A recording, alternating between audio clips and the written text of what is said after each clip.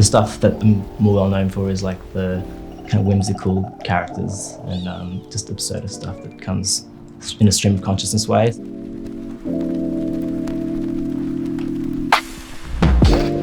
It's like when you look at a cloud and you can see something in the cloud. It's like that for me. So I make marks and just start something, and then I'll turn it around and turn it upside down and look at it, you know, reverse and see what my mind sees in a way. It's like being Mr. Squiggle, but you're Mr. Squiggle and the audience. My name's Simon. I'm a painter and illustrator and designer.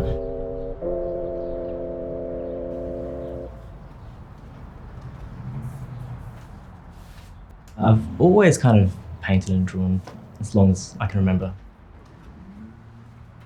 I look back and there's just some really absurd stuff that I drew as like a 5-year-old kid, like a rabbit with, he was like skating and there were birds on both of his ears, and it's just ridiculous.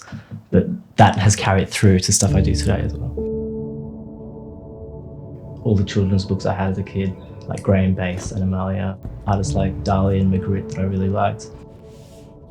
I kind of carried all those previous inspirations with me and kind of blended it into that style. And then once I found like pop surrealism, which is a more kind of recent iteration of that stuff, I felt like that was where my art belongs now in a contemporary context.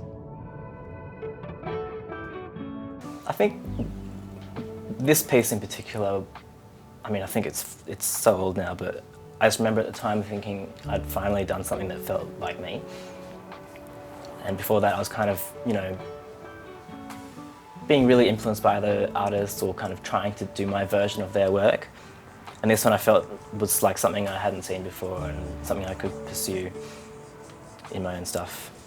And I have in various iterations, and each work I do is like a reaction to the work before, and it keeps going on and on and on.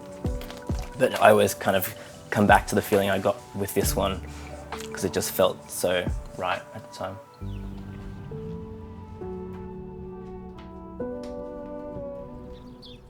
It was never presented as like this is a career you could do.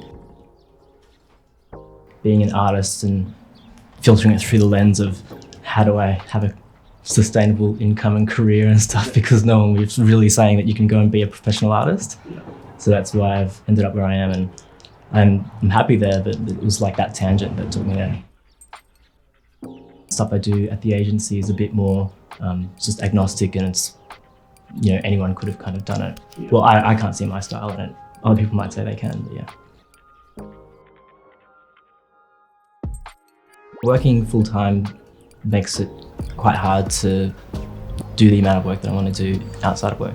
Even though the types of creativity are totally different, it's all coming from the same place. It's like this bank account, this creative bank account that people talk about, like you can deplete it and you only got so much throughout the day.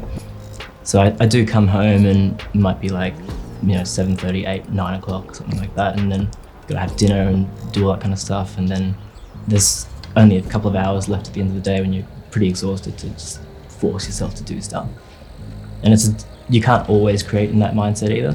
I like to have ideas already kind of done on the weekends and then kind of be executing them in those nights.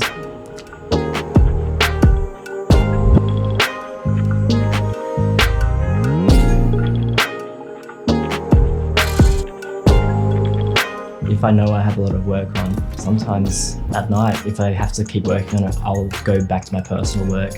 And if I feel like I've achieved something there, it'll give me a boost to go back to the paid work, which is odd and kind of counterintuitive. It's kind of like procrastination, but not.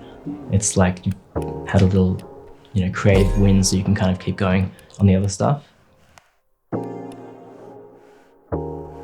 I wanted to really prioritize personal painting and drawing just because it had taken a backseat for a few years. So these are all abstract landscapes, ideas for compositions and stuff.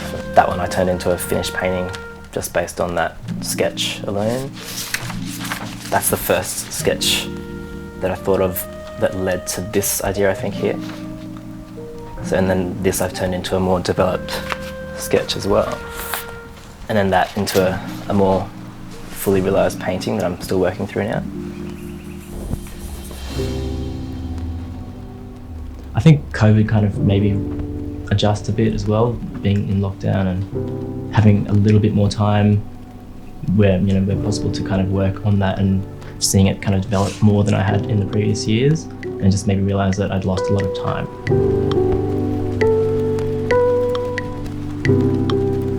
Whether that's this year or next year or the year after, it's just like I'm working towards a goal of exhibiting it, whereas in the past that was never really something that I did.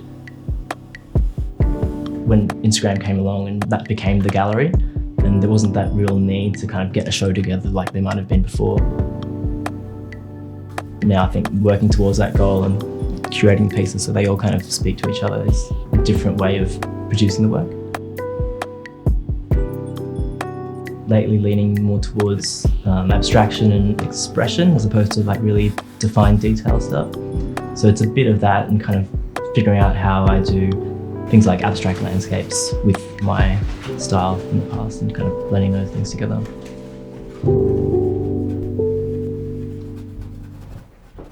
I think it's just the freedom that comes with creating something that didn't exist before. I think that's the part that I really like, and bringing something into the world that just was never asked for. It's like doing the anti-brief. Like no one ever asked for this, but here it is. That's really all I want to do, just be a painter and illustrator and drawer.